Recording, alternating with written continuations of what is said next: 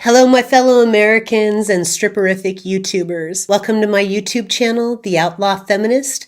I'm your storyteller, Blue, and this is where I tell all my business. So last time in Series 2, My Stripperific Life, I regaled you all with my first experience working as a stripper in the strip club capital of the world, Portland, fucking Oregon, where we keeps it weird.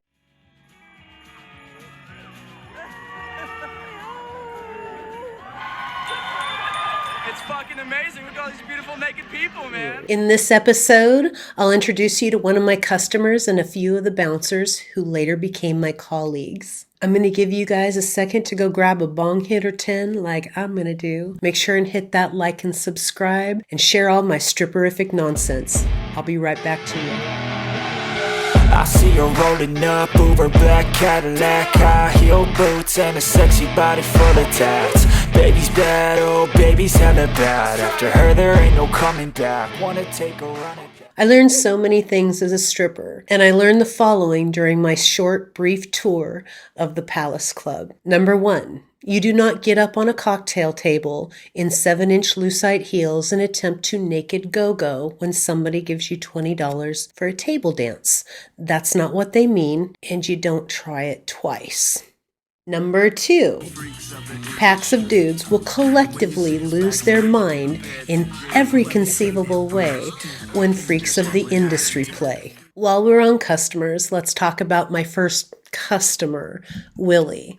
I use the term customer very loosely. See, Willie wasn't as much of a customer as he was my pal, and still a dear friend to this day. Willie would come in a couple of times a month and sit at the bar, have a drink or two, and tip all the girls from the bar. I don't recall him ever sitting at the rack as I can ever remember. Willie is a big, quiet, and thoughtful man. As I recall, Willie was a bona fide rocket scientist and graduated from Tuskegee University. He was always dressed to the nines, which made him stick out in that part of town, for sure. He wore linen pants, masculine but subtle gold adornments, polished leather shoes, and Tommy Bahama shirts, always freshly pressed. Willie would point out dancers with new pedicures, expensive hair and costuming. He understood that there was financial power in appearance as well as talent and looks. Willie was the one that told me to slow down when I was on stage.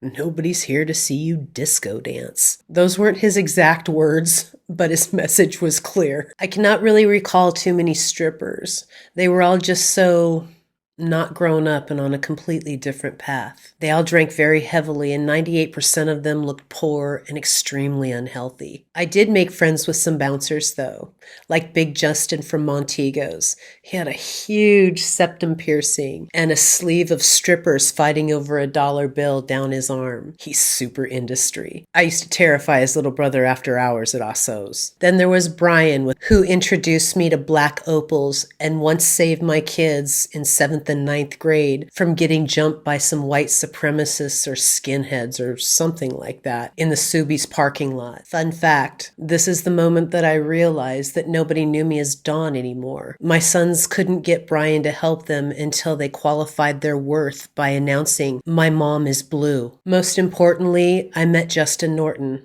Rest in peace, bro. Justin was the one that made me a bouncer. I was a Nortonizer and a member of the Trenchcoat Mafia first. Then one night, Dennis Ray Coy, my 3 youngest sons' fathers, showed up at the Palace, drunk and high, and while parked in front of the entrance, he sent me multiple texts that he was going to shoot me in the face and he was going to kill me and all that stuff that they always say. Mrs. Polisos and one of the bouncers escorted me out of the back of the strip club to my car. Well, that was superbly embarrassing. But the writing was on the wall. I was no longer safe there, and I had to move on. Thank God we have one strip club for every 13,000 people in Portland. Can't say the market's not saturated, and all I had to do was drive a few miles to find a new place to shake my ass. Fun fact, this whole stalking me, chasing me, and threatening me thing lasted about 30 months. It was an exciting 30 months. Okay, well, we got through the first strip club. I've done a lot of ass shaking for singles, so we got a whole bunch more to go.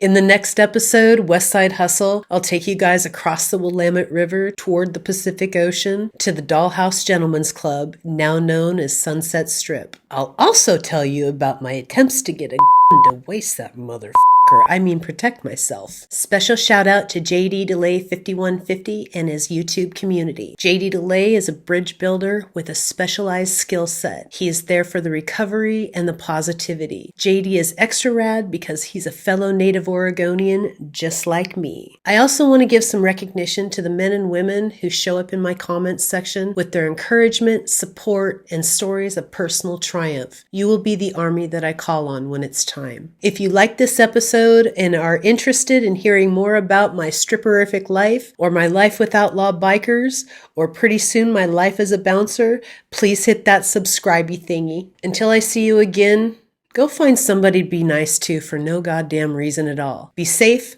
be dangerous, and like my pal JD Delay says, one love, y'all. I see her rolling up, Uber black Cadillac, high heel boots and a sexy body full of tats. Baby's bad, oh baby's hella bad. After her there ain't no coming back. Wanna take a run at that. I think she